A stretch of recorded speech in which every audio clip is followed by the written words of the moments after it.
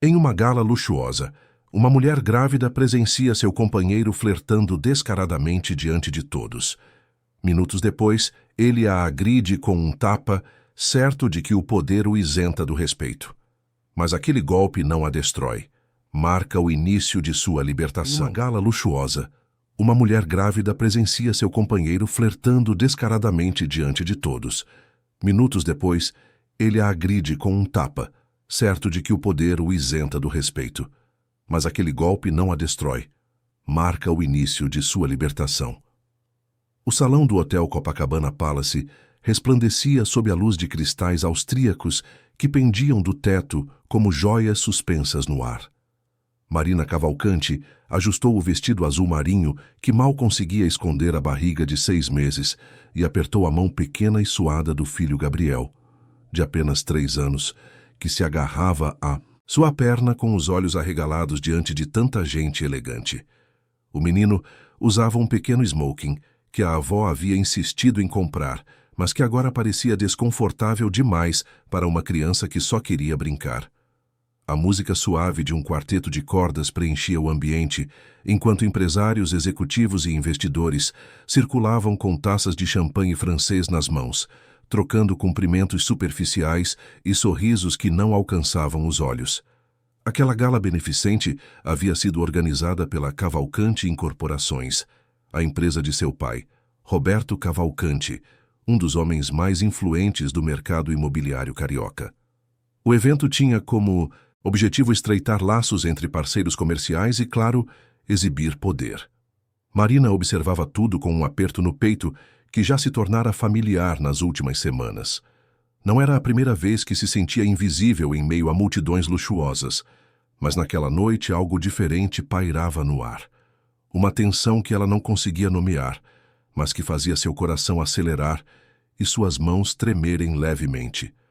Gabriel puxou sua saia e pediu água com a voz manhosa de quem estava cansado de ficar em pé. Ela sorriu para o filho e prometeu que logo iriam embora. Embora soubesse que aquilo era mentira. Eles não poderiam sair até que Rodrigo decidisse. E Rodrigo nunca queria ir embora quando havia holofotes. Rodrigo Mendes, seu companheiro há 5 anos, pai de Gabriel e da criança que crescia em seu ventre. Diretor de expansão da Cavalcanti Incorporações. Um cargo que ele conquistara mais pelo sobrenome dela do que por mérito próprio, embora jamais admitisse isso. Marina o viu do outro lado do salão, impecável em seu smoking preto, o cabelo perfeitamente penteado, o sorriso sedutor estampado no rosto, enquanto conversava animadamente com Letícia Fonseca, a nova gerente de marketing da empresa. Marina sentiu o estômago revirar. Não era apenas a gravidez, era a forma como Rodrigo inclinava o corpo em direção a Letícia, como seus olhos brilhavam de um jeito que ela não via há meses quando olhavam para ela. Era a mão dele que tocava de leve o braço descoberto da mulher, o riso alto demais, a proximidade excessiva. E o pior de tudo era que ele não se importava em disfarçar. Ali, na frente de todos, ele flertava abertamente como se Marina não existisse, como se a barriga que carregava não significasse nada. Uma senhora de cabelos grisalhos e colar de pérolas passou por Marina e lançou um olhar de pena disfarçado de solidariedade. Aquilo doeu mais do que qualquer palavra. A humilhação não estava apenas no que Rodrigo fazia, mas no fato de que todos viam, todos sabiam, e mesmo assim a vida continuava, as conversas fluíam, o champanhe era servido e ninguém dizia nada. Gabriel começou a reclamar mais alto e Marina o pegou no colo com esforço, sentindo o peso extra pressionar sua coluna já sobrecarregada.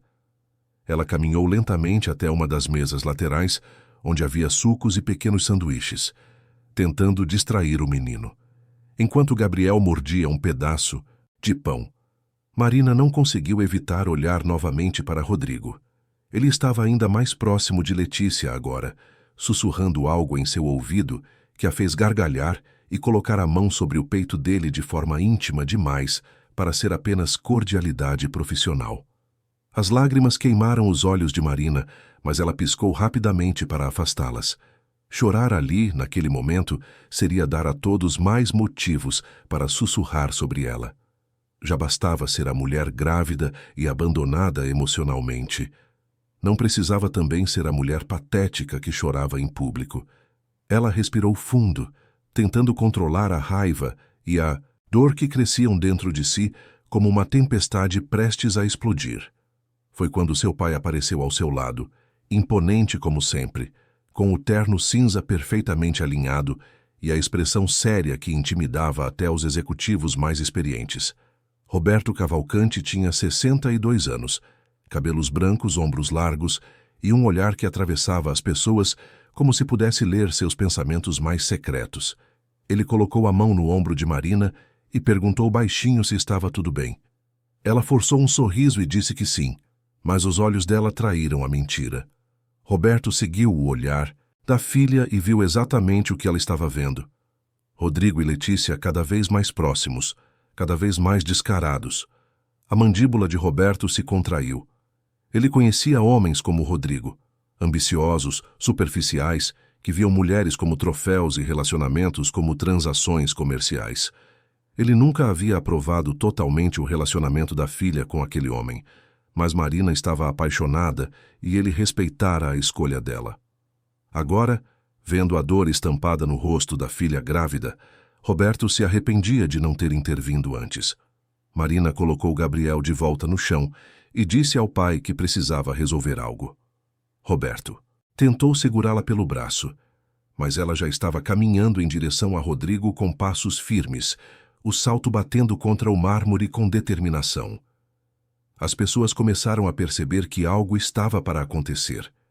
Conversas foram interrompidas no meio. Olhares curiosos se voltaram para a mulher grávida, que atravessava o salão com o rosto tenso e os punhos cerrados. Quando Marina chegou perto de Rodrigo e Letícia, a música pareceu diminuir de volume, como se até os músicos pressentissem o confronto iminente. Rodrigo virou o rosto para ela, com uma expressão de incômodo mal disfarçado, como se a presença dela fosse um inconveniente. Marina sentiu a raiva subir pela garganta como lava fervente. Ela olhou para Letícia, que desviou o olhar constrangida e depois fixou os olhos nos de Rodrigo. "Você não tem vergonha?" perguntou Marina com a voz trêmula, mas firme. "Estou aqui carregando seu filho, e você fica se exibindo com ela na frente de todo mundo. Não tenho mais nada, Rodrigo. Nada além de humilhação." Rodrigo revirou os olhos e deu um passo para trás, como se o drama dela fosse exagerado e patético. "Você está fazendo cena, Marina. Estamos apenas conversando. Não precisa surtar por qualquer coisa." "Conversar", Marina repetiu com amargura. "É assim que você chama. Conversar. Enquanto eu fico sozinha cuidando do nosso filho, você conversa com metade das mulheres desta cidade. Você acha que sou cega, Rodrigo. Acha que não vejo, que não sinto." As pessoas ao redor começaram a se afastar discretamente, mas sem perder nada do que estava acontecendo. Alguns seguravam os celulares, claramente gravando. Letícia murmurou uma desculpa e saiu rapidamente, deixando Rodrigo sozinho para enfrentar Marina. Ele deu um passo à frente, o rosto vermelho de raiva e constrangimento. "Você está me envergonhando", disse ele entre dentes. "Cala a boca e volta para o seu lugar." Marina sentiu algo quebrar dentro de si. Não era apenas o coração. Era a última réstia de esperança de que aquele homem pudesse amá-la, respeitá-la ou ao menos considerá-la. Ela abriu a boca para responder, mas antes que qualquer palavra saísse, Rodrigo ergueu a mão e a estapeou com força no rosto. O som ecoou pelo salão como um trovão. A música parou. As conversas cessaram. O silêncio foi absoluto. Marina cambaleou para o lado, a mão indo automaticamente para a bochecha ardente. Seus olhos se encheram de lágrimas, mas dessa vez ela não as segurou. Gabriel, que estava a alguns metros atrás com o avô, começou a chorar alto, gritando por ela. O choro do menino preencheu o vazio ensurdecedor do salão, enquanto centenas de olhos fixavam-se na cena como espectadores de uma tragédia. Rodrigo pareceu perceber tarde demais o que havia feito. Ele olhou ao redor, viu as expressões de choque, os celulares apontados para ele, o julgamento silencioso de todos. Mas antes que pudesse dizer qualquer coisa, uma voz grave e gelada cortou o ar como uma lâmina. Saia daqui agora, disse Roberto Cavalcanti, surgindo ao lado da filha com Gabriel, nos braços. O menino estendia os bracinhos para a mãe, chorando desesperado. Rodrigo abriu a boca para protestar, mas Roberto deu um passo à frente, a postura imponente e ameaçadora. Eu disse para sair. Agora. E amanhã cedo, você estará no meu escritório. Temos muito que conversar. Rodrigo engoliu seco, tentou manter a compostura, mas todos podiam ver o medo em seus olhos. Ele ajeitou o paletó, lançou um último olhar para Marina e saiu do salão sob o peso de centenas de olhares acusadores. Marina desabou nos braços do pai, enquanto Gabriel se agarrava a ela, chorando. O salão permaneceu em silêncio por mais alguns segundos, antes que alguém finalmente retomasse uma conversa em voz baixa, mas todos sabiam que aquela noite jamais seria esquecida. A noite parecia não ter fim. Marina estava sentada na cama king size do quarto de hóspedes da mansão de seu pai em Leblon, olhando fixamente para a parede branca, enquanto Gabriel dormia ao seu lado, abraçado ao ursinho de pelúcia que levava para todo lugar. A bochecha ainda ardia onde Rodrigo havia batido, e cada vez que fechava os olhos, Marina via a cena se repetindo em câmera lenta. A mão dele se erguendo, o impacto, o barulho, os olhares, o silêncio. O choro de Gabriel ecoava em sua mente como um martelo que batia sem parar. Ela tocou de leve o rosto inchado e sentiu as lágrimas voltarem. Não era apenas a dor física, era a humilhação de ter sido agredida na frente de centenas de pessoas, de ter sua dignidade despedaçada como vidro contra o chão. Era a confirmação brutal de que o homem com quem ela havia construído uma vida, com quem havia sonhado um futuro, nunca a amara de verdade. Rodrigo sempre fora sobre Rodrigo. Ela apenas cumpria um papel decorativo em sua escalada social. A porta do quarto se abriu silenciosamente, e Roberto entrou com 2 copos de água e uma bolsa de gelo. Ele se sentou na beirada da cama e entregou a bolsa para Marina, que a pressionou contra o rosto com um suspiro de alívio. Roberto observava a filha com uma mistura de tristeza e fúria contida.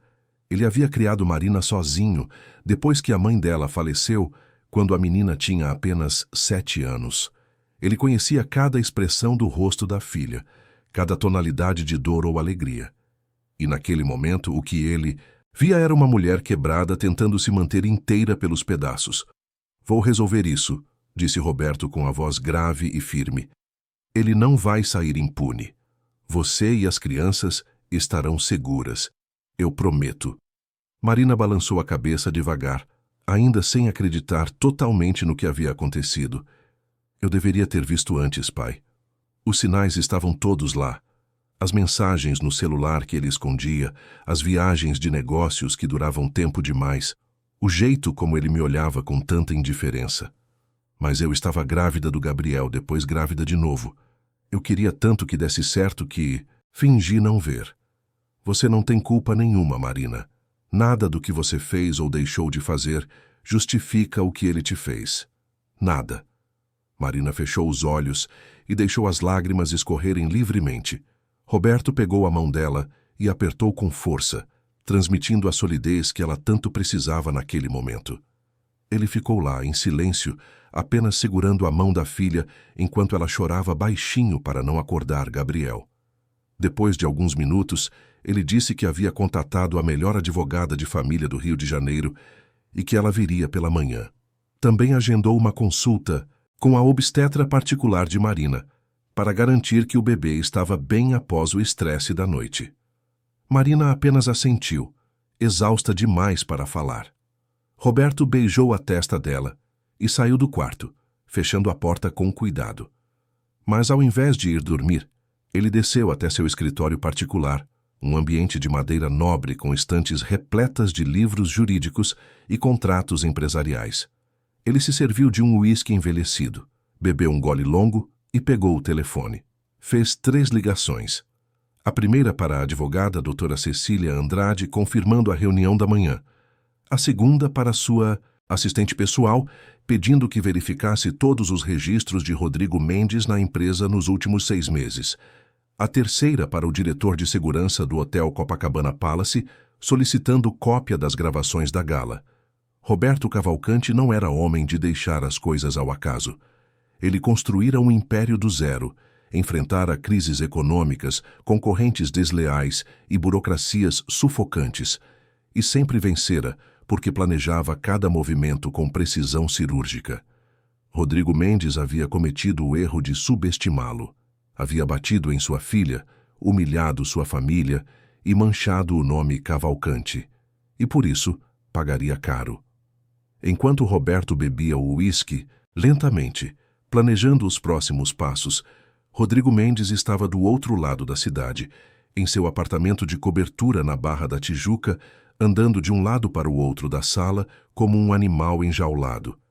Ele tentara ligar para Marina dezenas de vezes, mas todas as chamadas caíram direto na caixa postal. Tentara também mandar mensagens, mas nenhuma fora lida. Ele sabia que havia cruzado uma linha. Sabia que bater em Marina, principalmente na frente de todos, fora um erro monumental. Mas no momento da raiva ele simplesmente perdera o controle. Rodrigo se serviu de vodka pura e bebeu direto da garrafa. Sua cabeça girava entre arrependimento e autojustificação. Ela não precisava ter feito aquela cena, pensava ele. Não precisava ter me humilhado na frente de todo mundo. Eu só reagi. Mas no fundo, numa parte de si que ele se recusava a acessar, Rodrigo sabia a verdade. Ele nunca amara Marina. Amara o sobrenome dela, a influência do pai, a porta que ela abrira para o mundo corporativo de elite. E agora que aquela porta estava se fechando, ele sentia pânico. Ele ligou para Letícia, mas ela também não atendeu. Depois do escândalo da noite, ela provavelmente estava se distanciando o máximo possível para não ser associada ao episódio. Rodrigo jogou o celular no sofá e se deixou cair na poltrona de couro, a cabeça nas mãos. Tudo estava desmoronando rápido demais. Ele precisava consertar isso de alguma forma. Mas como? Na manhã seguinte, Marina acordou com Gabriel pulando na cama pedindo café da manhã.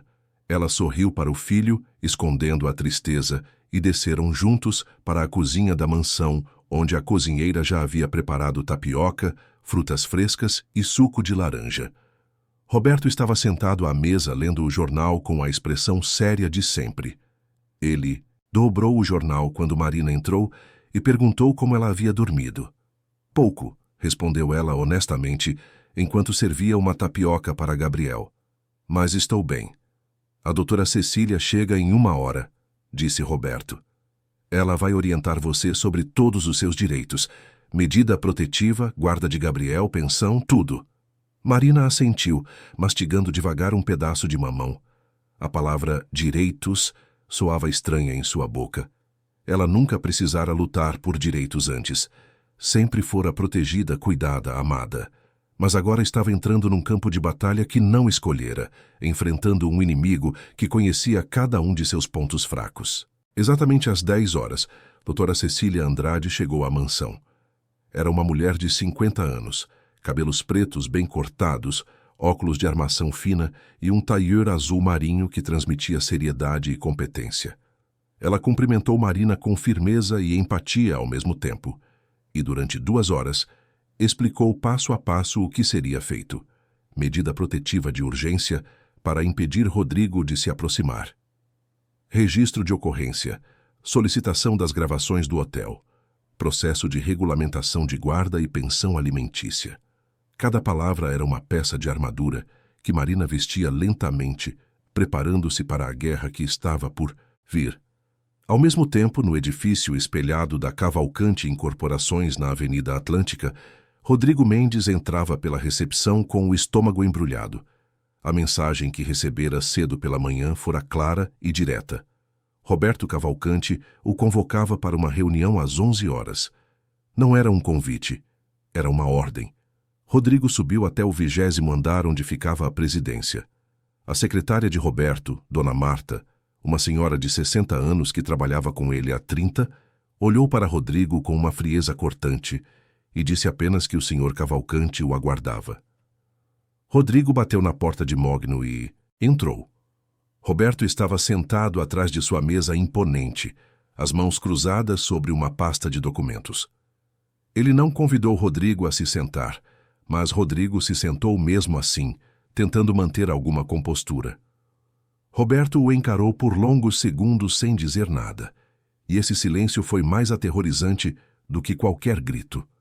Finalmente, Roberto abriu a pasta e empurrou alguns papéis na direção de Rodrigo. Você está suspenso de suas funções por tempo indeterminado. Sem salário, sem acesso às instalações, sem contato com clientes ou parceiros. Você receberá uma notificação formal ainda hoje. Rodrigo sentiu o sangue gelar. Isso é um exagero. Foi um momento de descontrole. Eu posso explicar. Explicar o quê, Rodrigo? Que você bateu na minha filha grávida na frente de 300 pessoas? Ou talvez queira explicar essas notas de hotel em nome da empresa onde você hospedou Letícia Fonseca em 3 viagens diferentes nos últimos 4 meses? Rodrigo empalideceu. Isso é diferente. Isso é outra questão. Não. É a mesma questão.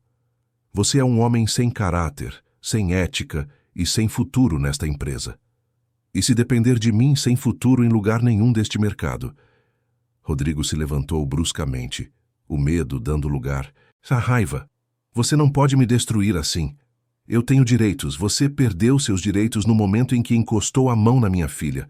Agora saia do meu escritório antes que eu chame a segurança.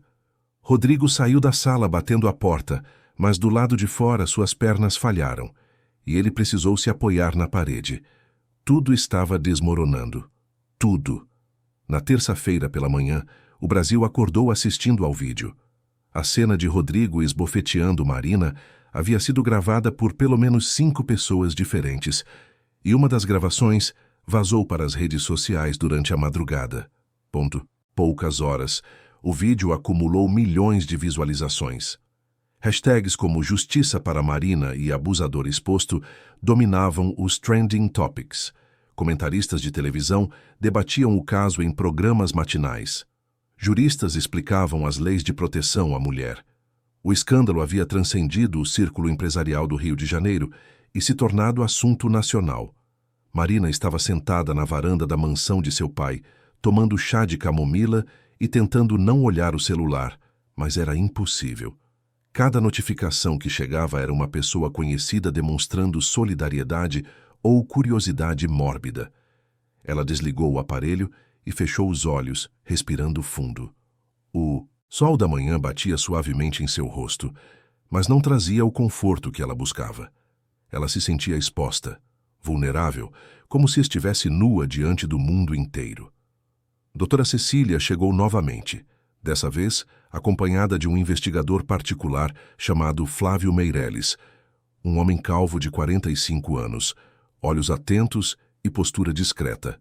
Ele trabalhava para Roberto há anos em questões delicadas da empresa e agora estava encarregado de reunir todas as provas necessárias contra Rodrigo. Flávio apresentou a Marina as imagens obtidas do hotel, que mostravam claramente o momento da agressão de diferentes ângulos.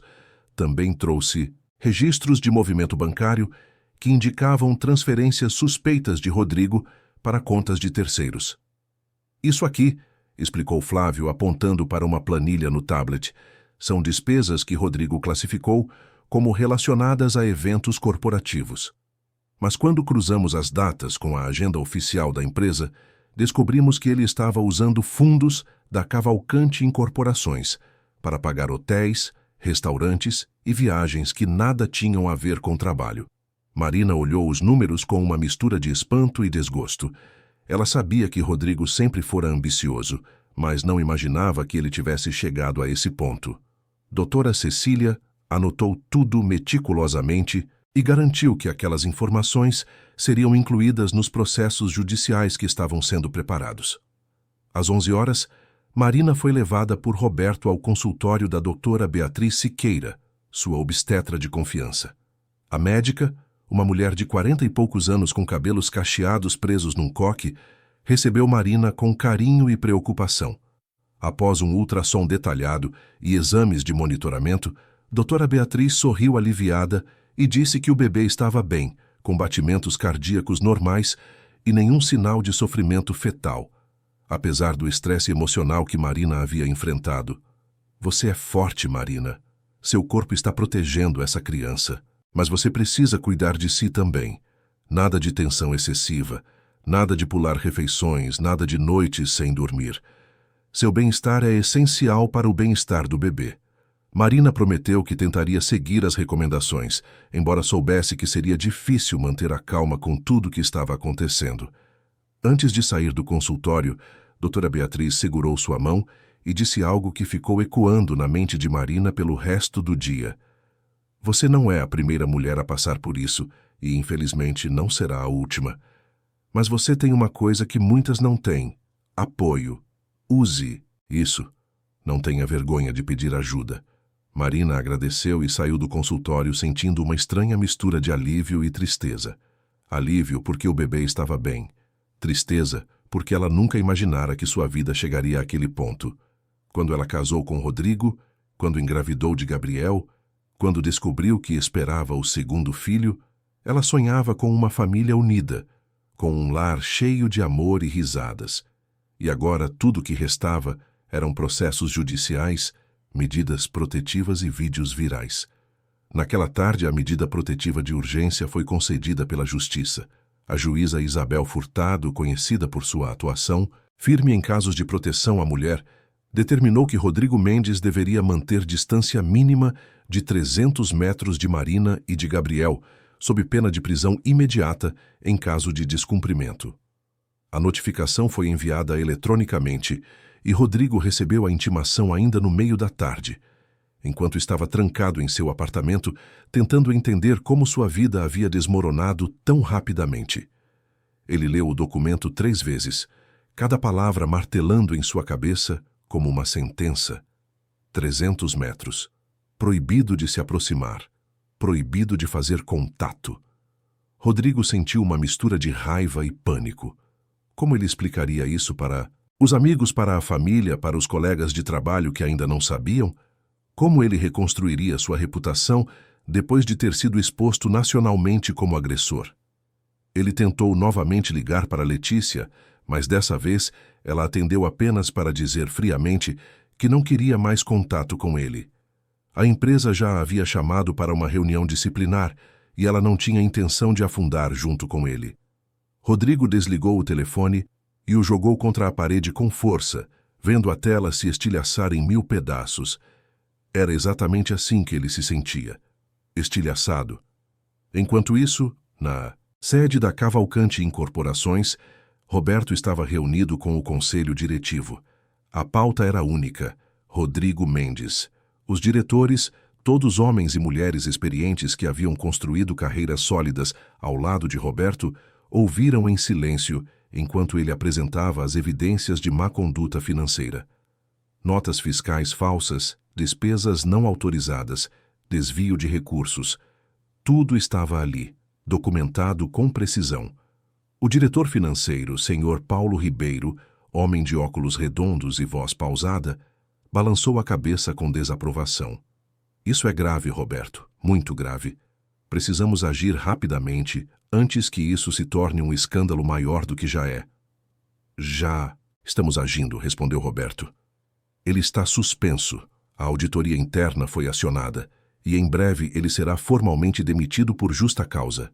Mas antes disso, quero garantir que cada centavo desviado seja recuperado e que ele responda legalmente por tudo.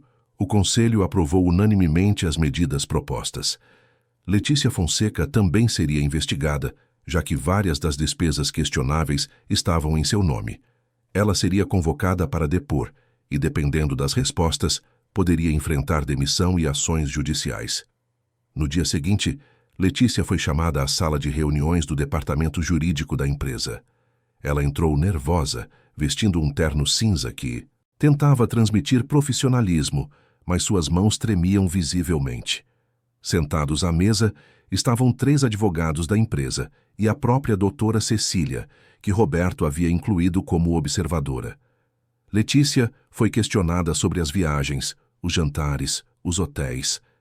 Ela tentou negar qualquer envolvimento romântico com Rodrigo, alegando que tudo era estritamente profissional.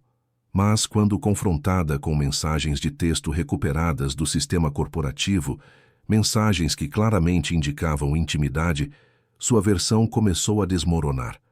Ela admitiu que houve aproximação, mas insistiu que não sabia que Rodrigo estava desviando fundos da empresa. Mesmo que isso seja verdade, disse um dos advogados, você aceitou benefícios pagos indevidamente. Isso configura conivência, no mínimo. Você tem duas opções: colaborar plenamente com a investigação ou enfrentar demissão por justa causa e possível ação judicial. Letícia saiu da reunião em lágrimas, sabendo que sua carreira na Cavalcante Incorporações estava terminada. Ela havia apostado no cavalo errado e agora pagaria o preço. Enquanto tudo isso acontecia, Marina estava em casa gravando uma mensagem de voz no celular. Não era para enviar a ninguém. Era para ela mesma. Doutora Cecília havia sugerido que ela mantivesse um diário emocional, uma forma de processar tudo o que estava vivendo. Marina preferiu gravar áudios. Hoje é dia 1, disse ela com a voz trêmula. Dia 1 da minha nova vida. Não sei como vai ser, não sei se vou conseguir, mas eu tenho que tentar. Por mim, por Gabriel, pelo bebê que está chegando. Eu mereço mais do que isso. Mereço ser amada de verdade, mereço respeito. E se Rodrigo não pode me dar isso, então eu vou encontrar sozinha. Ela pausou a gravação e deixou as lágrimas caírem. Mas dessa vez, não eram apenas lágrimas de dor. Havia algo mais. Uma faísca pequena, quase imperceptível, mas real. Esperança. 3 semanas haviam se passado, desde aquela noite fatídica no Copacabana Palace, e Marina estava sentada numa poltrona confortável no consultório da doutora Helena Moraes, psicóloga especializada em traumas emocionais e violência doméstica. O consultório ficava num prédio discreto em Botafogo, com paredes em tons pastéis e uma decoração minimalista que transmitia paz.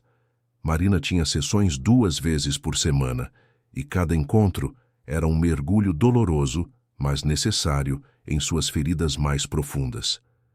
Como você está se sentindo hoje, Marina? Perguntou doutora Helena com a voz suave e acolhedora. Marina respirou fundo antes de responder. Melhor, eu acho. Alguns dias são mais difíceis que outros.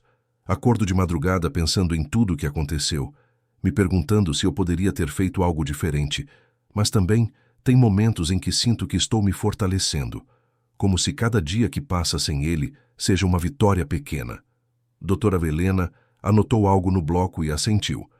A culpa é um sentimento comum em situações como a sua, mas é importante lembrar que você não é responsável pelas escolhas dele. Você não provocou a agressão. Você não merecia o que sofreu. Nada do que você fez justifica a violência. Marina sentiu as lágrimas subirem novamente. Ela sabia disso, racionalmente, mas emocionalmente ainda carregava um peso enorme. Como se de alguma forma ela tivesse falhado em manter a família unida. Doutora Helena trabalhou com ela técnicas de reestruturação cognitiva, ajudando-a a identificar pensamentos distorcidos e substituí-los por verdades mais saudáveis. Era um processo lento, mas Marina sentia progressos sutis a cada semana. Enquanto isso, Roberto havia providenciado um apartamento seguro para Marina e Gabriel num condomínio moderno em Ipanema, com segurança 24 horas e um sistema de monitoramento discreto, mas eficiente. O apartamento tinha 3 quartos, uma sala ampla com vista para o mar e uma varanda, onde Marina gostava de tomar café da manhã enquanto observava as ondas quebrando na areia. Gabriel havia se adaptado rapidamente ao novo lar, especialmente porque o prédio tinha uma área de recreação infantil, onde ele fazia novos amigos. Marina também havia retomado seu trabalho. Antes de conhecer Rodrigo, ela era enfermeira obstétrica, apaixonada por ajudar mulheres durante a gestação e o parto. Mas Rodrigo sempre desencorajara sua carreira, dizendo que ela não precisava trabalhar, que devia focar em ser esposa e mãe. Marina havia cedido, guardando seus diplomas numa gaveta e deixando sua vocação de lado. Agora, com o incentivo de seu pai e de doutora Helena, ela decidira voltar. Ela começou como voluntária na Clínica Materno-Infantil Rosa de Ouro, uma instituição comunitária em Jacarepaguá que atendia mulheres de baixa renda.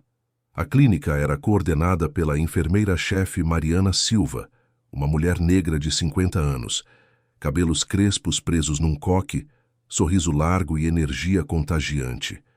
Mariana recebeu Marina de braços abertos e logo a colocou para trabalhar nas consultas de pré-natal e nas rodas de gestantes.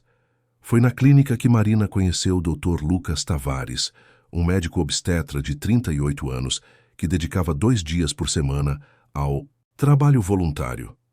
Lucas era alto, tinha olhos castanhos gentis, barba bem aparada e uma calma natural que tranquilizava as pacientes mais nervosas. Ele tratava cada mulher com respeito e atenção, independentemente de sua condição social ou história de vida. Marina observou isso desde o primeiro dia e sentiu admiração genuína. Numa tarde de quinta-feira, enquanto preparavam materiais para uma palestra sobre amamentação, Lucas e Marina conversavam sobre suas motivações para estar ali. Lucas contou que havia perdido a irmã durante um parto complicado anos atrás, numa situação que poderia ter sido evitada com acesso adequado a cuidados médicos. Desde então, ele dedicava parte de seu tempo a garantir que outras mulheres não passassem pelo mesmo. E você, Marina, o que te trouxe de volta à enfermagem? Marina hesitou antes de responder. A verdade era que todos na clínica sabiam quem ela era. O vídeo havia circulado por todo o Brasil, e seu rosto era reconhecível. Mas ninguém ali a tratava como vítima ou celebridade. Tratavam-na como colega, como profissional. E isso era libertador. Eu precisava me reencontrar, respondeu ela honestamente. Passei anos vivendo para agradar alguém que nunca me valorizou. Agora estou vivendo para mim e para meus filhos. Lucas assentiu com compreensão sem fazer mais perguntas. Aquele respeito silencioso tocou Marina de uma forma que ela não esperava. Não havia julgamento ali, não havia expectativas, apenas humanidade. Enquanto Marina reconstruía sua vida passo a passo, Rodrigo afundava cada vez mais. Ele havia tentado entrar em contato com antigos colegas e parceiros de negócios, mas a maioria o evitava. Seu nome estava manchado, associado a escândalo, violência e desvio de recursos. Empresas que antes o procuravam para consultorias, agora bloqueavam suas ligações. A Cavalcante Incorporações havia aberto um processo formal contra ele por malversação de fundos, e a investigação revelara valores ainda maiores do que se imaginava inicialmente. Rodrigo precisaria devolver tudo, mais multas e juros, ou enfrentaria processo judicial. Letícia havia sido oficialmente demitida e estava considerando deixar o Rio de Janeiro para recomeçar em outra cidade onde seu nome não fosse conhecido. Ela culpava Rodrigo por tudo, embora no fundo soubesse que suas próprias escolhas a haviam levado àquele ponto. Ela tentou encontrar outro emprego na área de marketing, mas cada entrevista terminava com a mesma pergunta desconfortável sobre sua saída da Cavalcante Incorporações. A verdade sempre vinha à tona, e as oportunidades desapareciam uma após a outra. Rodrigo, isolado e desesperado, começou a frequentar um grupo de apoio para homens com problemas de controle emocional. Era uma recomendação da advogada que ele havia contratado, que deixou claro que demonstrar esforço genuíno de mudança poderia ajudá-lo no processo de regulamentação de visitas a Gabriel. Rodrigo ia às reuniões, mas participava pouco, ainda preso numa mistura de negação e autocomiseração. Enquanto isso, Marina estava florescendo. A Clínica Rosa de Ouro tornou-se seu refúgio, um lugar onde ela se sentia útil e valorizada. As gestantes que ela atendia vinham de realidades tão difíceis ou piores que a sua, e ouvir suas histórias de superação dava a Marina uma perspectiva diferente. Ela não estava sozinha. Milhares de mulheres enfrentavam batalhas diárias contra abandono, violência, preconceito, e muitas delas venciam. Mariana, a enfermeira-chefe, sugeriu que Marina participasse de um grupo de apoio para mães, em situações difíceis, que funcionava toda terça-feira à noite na própria clínica. Marina aceitou com certa hesitação, ainda não completamente confortável com a ideia de expor sua história para estranhos. Mas quando chegou na primeira reunião e viu o círculo de mulheres sentadas em cadeiras dobráveis, compartilhando suas dores e vitórias com honestidade crua, Marina soube que estava no lugar certo. Ela ouviu histórias de mulheres que haviam fugido de relacionamentos abusivos com nada além das roupas do corpo. Mulheres que criavam filhos sozinhas, trabalhando em 3 empregos. Mulheres que haviam reconstruído suas vidas do zero e agora ajudavam outras a fazer o mesmo. Quando chegou sua vez de falar, Marina compartilhou sua história pela primeira vez fora do círculo familiar e dos consultórios médicos. Ela falou da gala, da agressão, da humilhação pública, do vídeo viral. Falou do medo, da culpa, da vergonha. Mas também falou da força que estava encontrando, do apoio de seu pai, das pequenas vitórias diárias. As mulheres a ouviram em silêncio respeitoso, e quando ela terminou, várias se levantaram para abraçá-la.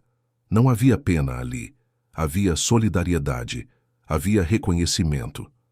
"Você é uma de nós agora", disse uma das participantes, uma mulher chamada Jéssica, que havia sobrevivido a anos de abuso e agora dirigia uma ONG para mulheres em situação de risco. E nós não deixamos as nossas para trás. Marina saiu daquela reunião sentindo-se menos sozinha do que estivera em meses. Ela percebeu que sua história, por mais dolorosa que fosse, poderia ter um propósito maior. Ela poderia usar sua experiência, sua visibilidade, sua voz para ajudar outras mulheres, para mostrar que era possível reconstruir, que era possível renascer. O mês de dezembro chegou trazendo calor intenso e a promessa de um novo começo. Marina estava com quase 9 meses de gestação e sentia o peso da barriga a cada passo, mas também sentia algo diferente, uma força interior que ela não reconhecia em si mesma meses atrás.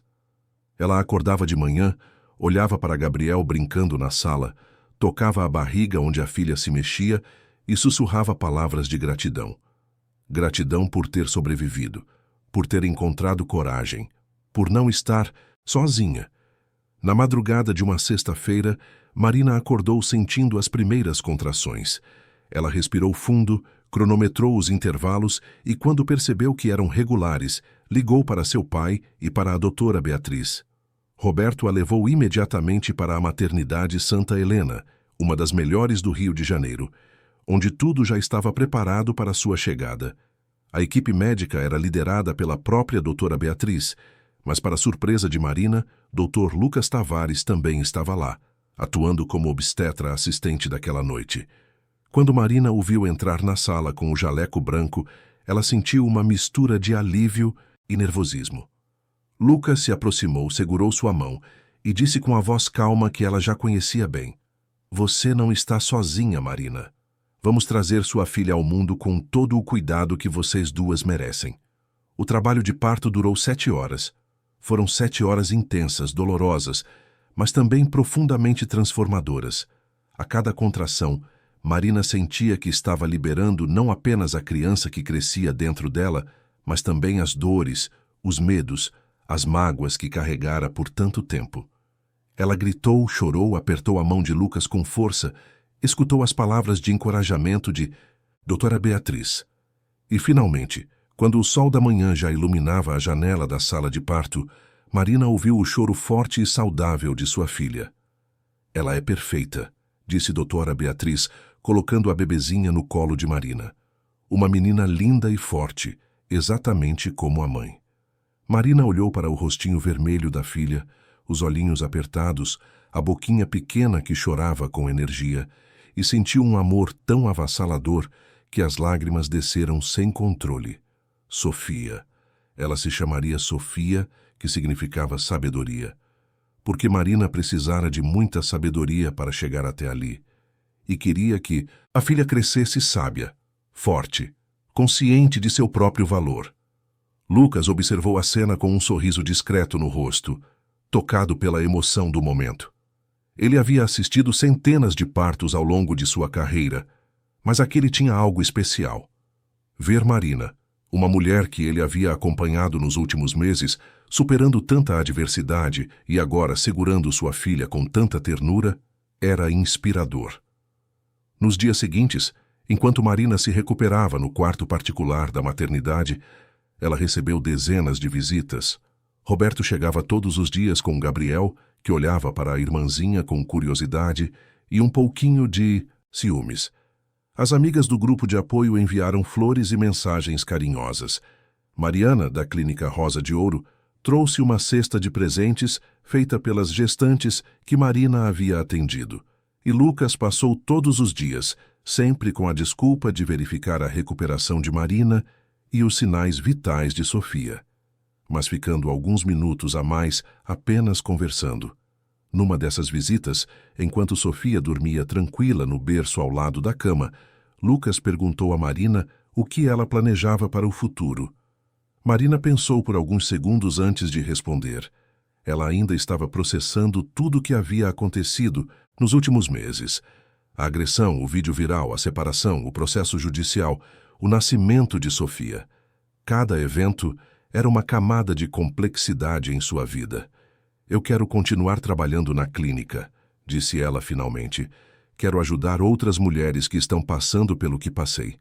Quero mostrar que é possível recomeçar, que a gente não precisa aceitar migalhas de amor ou respeito, e quero que meus filhos cresçam vendo isso, vendo que a mãe deles não desistiu.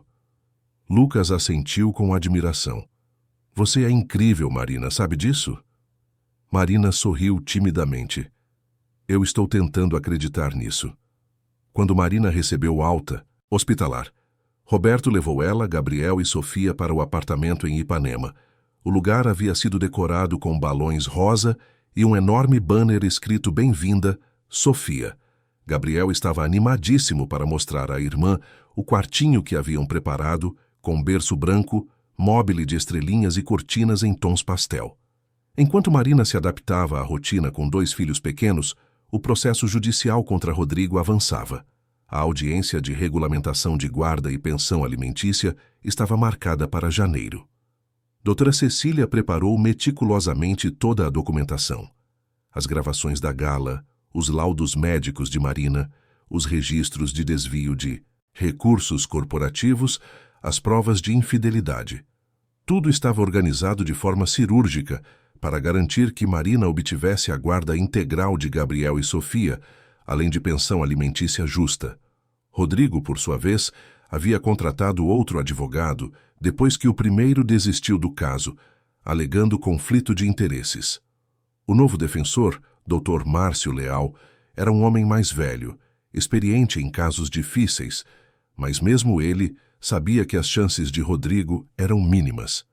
A recomendação que Dr. Márcio deu foi clara: negocie, aceite as condições que forem apresentadas, mostre arrependimento genuíno e torça para que a juíza permita ao menos visitas supervisionadas.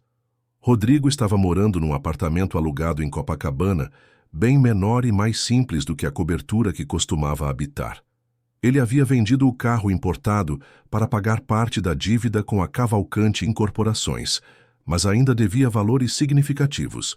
Suas economias estavam acabando rapidamente e nenhuma proposta de trabalho concreta havia aparecido. Ele passava os dias entre a terapia obrigatória, as reuniões do grupo de apoio e longas caminhadas pela orla, tentando entender onde tudo havia dado errado. Numa tarde de sol forte, enquanto caminhava pela praia, Rodrigo viu de longe uma mulher com uma criança, pequena e um carrinho de bebê. Por um instante, seu coração saltou pensando que era Marina, mas quando se aproximou discretamente, percebeu que era outra pessoa. Mesmo assim, a cena o fez sentir uma pontada de algo que poderia ser arrependimento ou apenas autopiedade.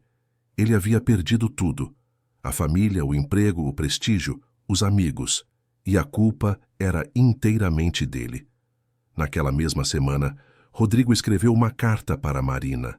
Não uma mensagem eletrônica, mas uma carta manuscrita em papel, como se o esforço físico de escrever desse mais peso às palavras. Ele tentou expressar arrependimento, pediu perdão, disse que estava fazendo terapia e tentando se tornar uma pessoa melhor. Pediu a chance de ser pai para Gabriel e Sofia, mesmo que apenas em visitas supervisionadas. A carta foi entregue através dos advogados, mas Marina não a respondeu. Ela a leu uma única vez, dobrou cuidadosamente e guardou numa gaveta. Talvez um dia aquelas palavras significassem algo para ela, mas naquele momento eram apenas tinta sobre papel. Marina estava focada em outras coisas.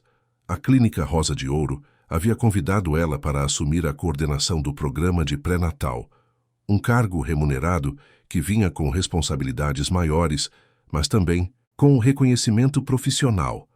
Marina aceitou entusiasmada. Ela trabalharia 3 dias por semana, supervisionando as consultas, treinando novas enfermeiras e desenvolvendo materiais educativos para as gestantes. Era exatamente o tipo de desafio que ela precisava. A imprensa também começou a cobrir sua recuperação de forma diferente. Uma jornalista chamada Paula Mendonça, que escrevia para uma revista feminina de grande circulação, pediu uma entrevista exclusiva com Marina. Depois de consultar a doutora Cecília e seu pai, Marina aceitou. A entrevista foi publicada em dezembro com o título A Mulher que Renasceu das Cinzas, acompanhada de fotos lindas de Marina com Sofia e Gabriel, na praia. Na matéria, Marina falou abertamente sobre o processo de se reconstruir, sobre a importância de buscar ajuda, sobre os grupos de apoio e sobre sua nova missão de ajudar outras mulheres. A repercussão foi imediata e positiva. Milhares de mulheres escreveram mensagens para Marina através das redes sociais, compartilhando suas próprias histórias e agradecendo por ela ter transformado dor em propósito. Algumas contaram que haviam finalmente encontrado coragem para sair de relacionamentos abusivos após ler sua história. Outras disseram que se sentiram menos sozinhas, sabendo que mesmo uma mulher com recursos financeiros e apoio familiar enfrentava as mesmas dificuldades emocionais que elas. Marina lia cada mensagem com atenção e respondia sempre que possível. Ela percebeu que sua voz tinha alcance e decidiu usá-la para o bem. Janeiro chegou trazendo a audiência que definiria o futuro de Marina, Rodrigo e das crianças. A vara de família do Tribunal de Justiça do Rio de Janeiro estava silenciosa naquela manhã de terça-feira, quando todos os envolvidos entraram na sala. Marina estava acompanhada de doutora Cecília, vestindo um conjunto social elegante, mas discreto, os cabelos presos num coque baixo. Ela segurava firmemente a bolsa onde levava fotos de Gabriel e Sofia, embora soubesse que as crianças não estariam presentes. Do outro lado da sala, Rodrigo entrou com o Dr. Márcio Leal, visivelmente mais magro, o rosto marcado por olheiras profundas que denunciavam noites mal dormidas. Quando os olhos deles se encontraram pela primeira vez em meses, Marina sentiu um aperto no peito, mas não desviou o olhar. Ela não tinha mais medo dele. Talvez pena, talvez indiferença, mas não medo. Rodrigo, por sua vez, pareceu encolher sob o peso do olhar firme dela. Ele sabia que havia perdido não apenas a mulher e os filhos, mas também qualquer chance de redenção fácil. Juíza Isabel Furtado entrou, e todos se levantaram. Ela era uma mulher de 60 anos, cabelos grisalhos curtos, óculos de leitura pendurados no pescoço e uma reputação de ser justa, mas rigorosa. Ela pediu para todos se sentarem e começou a audiência revisando os autos do processo. Ela mencionou as gravações do hotel, os laudos médicos, as provas de má conduta financeira. Cada palavra era como uma sentença, sendo construída tijolo por tijolo. Quando chegou a vez de Rodrigo falar, Dr. Márcio pediu permissão para que ele se dirigisse diretamente à juíza e também à Marina. Rodrigo se levantou, as mãos tremendo visivelmente, e tentou articular as palavras que havia ensaiado dezenas de vezes com o terapeuta. Eu cometi erros terríveis, disse ele com a voz embargada. Eu machuquei a pessoa que deveria proteger. Humilhei a mãe dos meus filhos. Traí a confiança de todos. Não tenho desculpas. Só tenho arrependimento.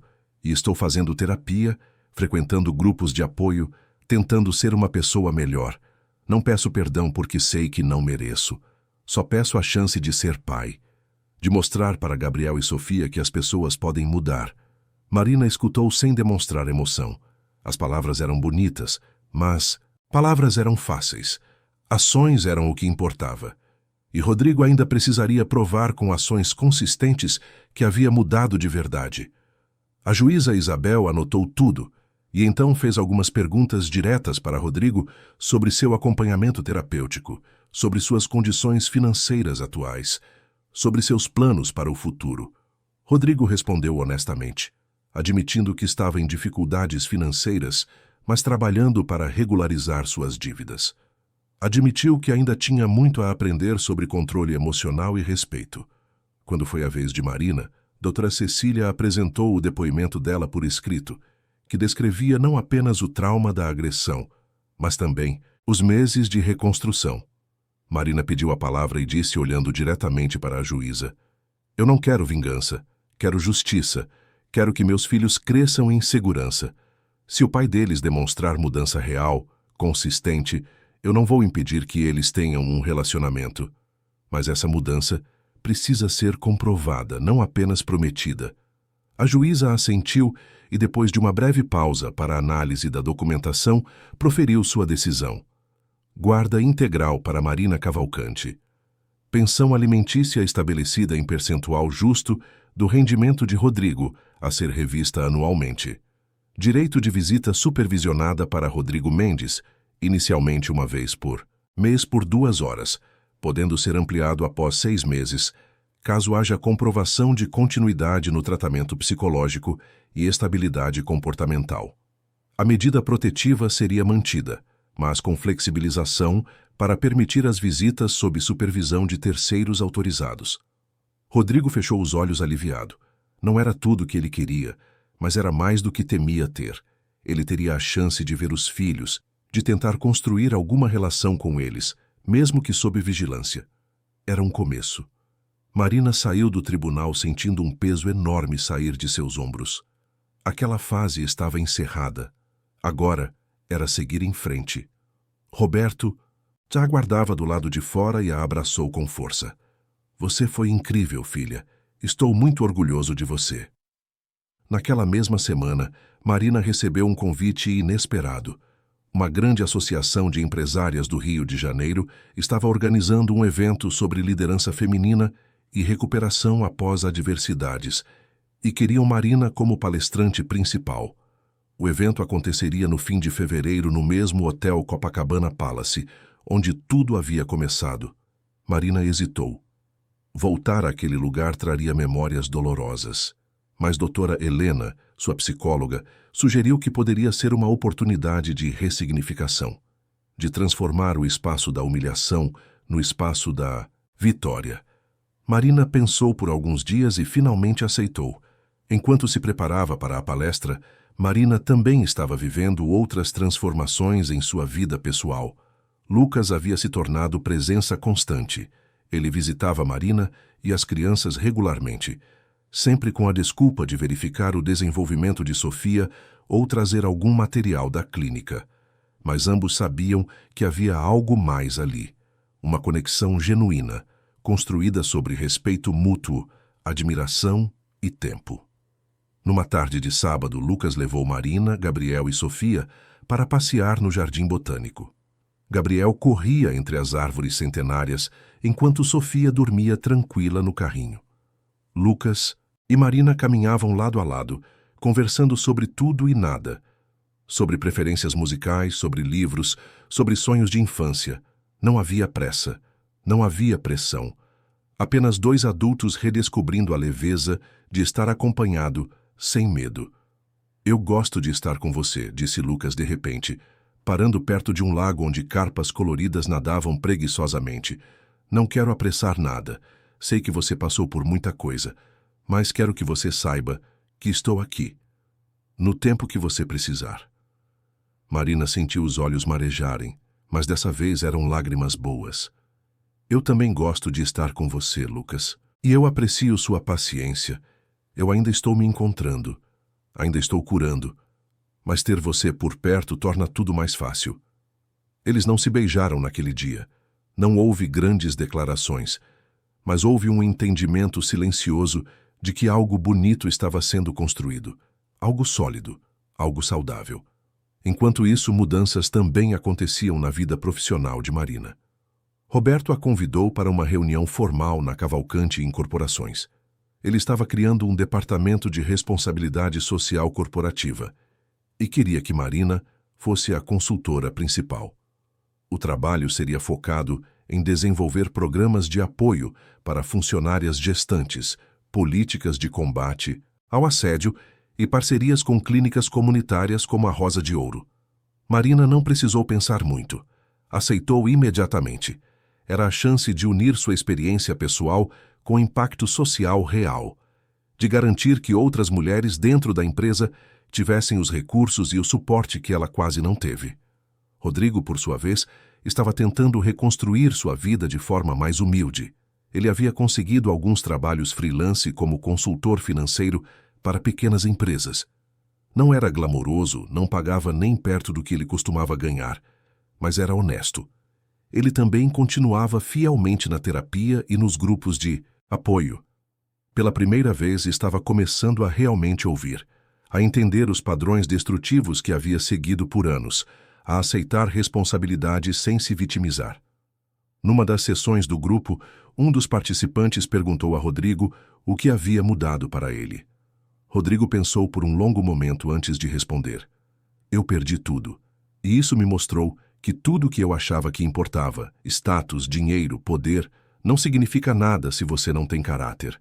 Agora, eu só quero ser uma pessoa decente, um pai que meus filhos possam respeitar, mesmo que de longe.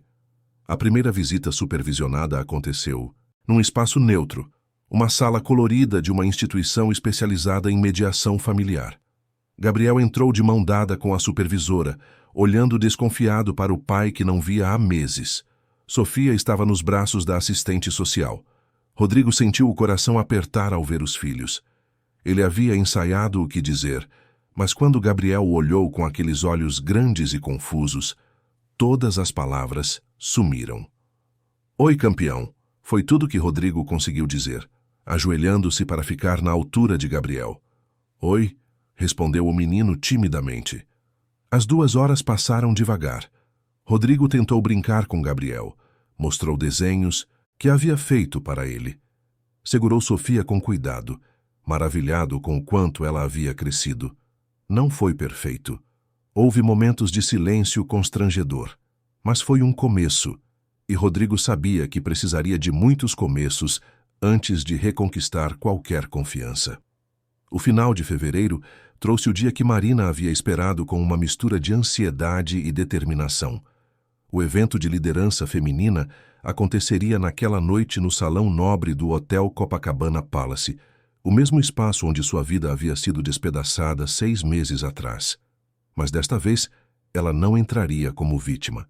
Entraria como sobrevivente, como vencedora, como mulher que havia renascido das próprias cinzas.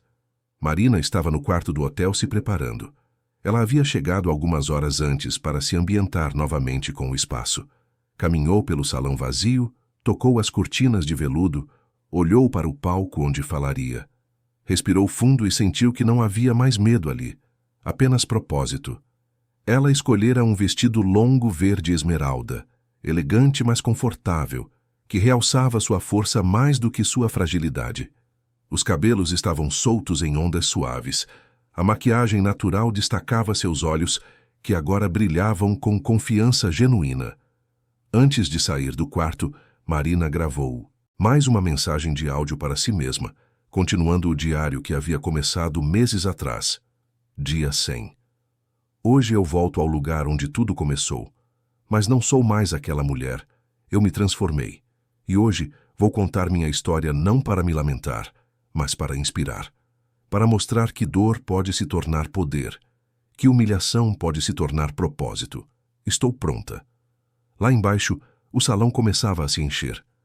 Mais de 400 mulheres, entre empresárias, executivas, empreendedoras e ativistas, ocupavam as cadeiras dispostas em fileiras elegantes. Havia também alguns homens, aliados da causa feminina, incluindo Roberto Cavalcante, que chegou cedo e sentou-se na primeira fileira ao lado de Lucas Tavares. Os dois haviam desenvolvido respeito mútuo nas últimas semanas, unidos pelo amor e admiração que sentiam por Marina. As luzes se apagaram e uma apresentadora subiu ao palco para dar boas-vindas. Ela falou brevemente sobre a importância de discutir temas como resiliência, recuperação emocional e empoderamento feminino. E então, com voz emocionada, anunciou Marina Cavalcante. Os aplausos foram ensurdecedores. Marina subiu ao palco lentamente, sentindo cada passo como uma vitória.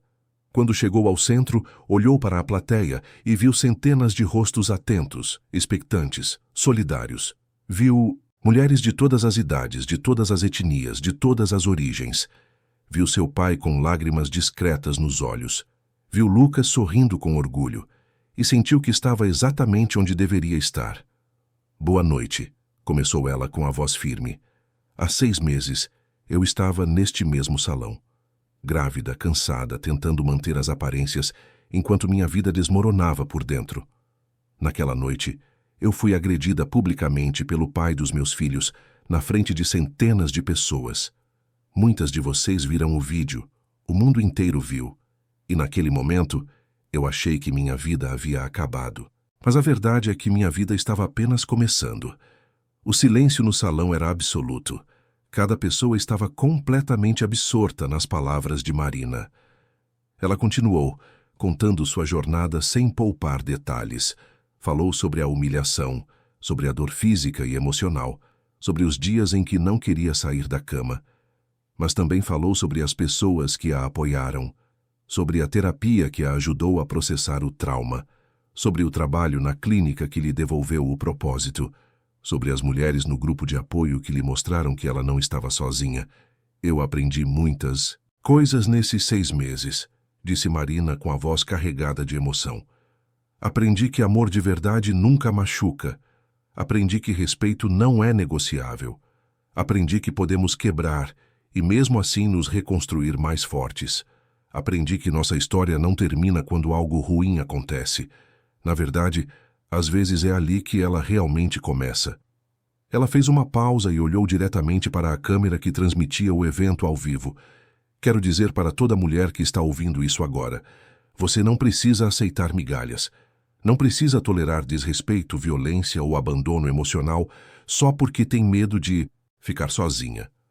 Porque a verdade é que é melhor estar sozinha do que estar acompanhada de alguém que te diminui.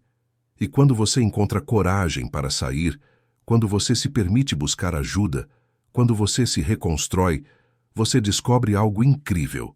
Você nunca precisou ser salva. Você sempre teve a força dentro de você. Os aplausos explodiram antes mesmo que ela terminasse a frase. Mulheres se levantaram, algumas chorando abertamente, outras com expressões de determinação renovada. Marina esperou que o barulho diminuísse e então chegou à parte mais importante de sua fala. Eu recebi recentemente uma indenização significativa referente ao processo judicial que movi.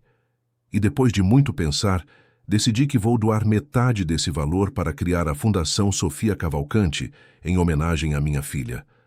A fundação vai oferecer suporte integral para mulheres que precisam sair de relacionamentos abusivos, mas não têm recursos. Vamos fornecer abrigo temporário, assistência jurídica gratuita, acompanhamento psicológico, capacitação profissional e apoio para recolocação no mercado de trabalho. Porque eu tive sorte. Eu tinha meu pai, tinha recursos, tinha uma rede de apoio. Mas milhões de mulheres não têm. E elas merecem a mesma chance de recomeçar que eu tive. A revelação pegou todos de surpresa. Roberto fechou os olhos emocionado, orgulhoso da filha que havia criado. Lucas apertou o braço da cadeira, impressionado com a generosidade e visão de Marina. A plateia levou alguns segundos para processar a informação antes de explodir em aplausos ainda mais intensos. Aquilo não era apenas uma história de superação pessoal, era um compromisso de transformação social. Marina concluiu sua fala com uma mensagem final. Eu não sobrevivi. Eu renasci. E cada uma de vocês também pode renascer, não importa quantas vezes tenha sido derrubada. A força está em você. Sempre esteve. Só precisa de coragem para acessá-la. Quando ela desceu do palco, foi recebida por uma fila de mulheres querendo abraçá-la. agradecer, compartilhar suas próprias histórias. Marina ficou ali por quase 1 hora, ouvindo cada uma com atenção genuína. Algumas lhe deram cartões de contato oferecendo ajuda para a fundação. Outras apenas seguraram sua mão em silêncio, transmitindo solidariedade sem palavras. Quando finalmente conseguiu se afastar, Roberto e Lucas a esperavam num canto mais tranquilo do salão. Roberto abraçou a filha com força, sussurrando que nunca estivera tão orgulhoso. Lucas esperou sua vez e, quando Marina se virou para ele, simplesmente disse: "Você é extraordinária." E então, pela primeira vez, ele a beijou. Um beijo suave, respeitoso, mas carregado de promessa. Marina sentiu que aquele era o fechamento perfeito de um ciclo. Ela havia voltado ao lugar de sua maior humilhação e o transformara no palco de sua maior vitória. Havia convertido dor em propósito, trauma em missão, e havia encontrado, no meio de tudo, não apenas sua própria força, mas também a possibilidade de amor verdadeiro. Enquanto isso, do outro lado da cidade, Rodrigo assistia à transmissão ao vivo da palestra no celular. Ele estava sozinho em seu apartamento alugado, sentado no sofá gasto, as luzes apagadas. Quando Marina anunciou a criação da fundação, quando o salão inteiro a aplaudiu de pé, Rodrigo sentiu o peso total do que havia perdido. Não apenas uma mulher, não apenas uma família, mas a chance de fazer parte de algo significativo, de ser melhor, de construir algo junto. Ele desligou o celular e ficou sentado no escuro por um longo tempo. As lágrimas vieram lentamente, silenciosas.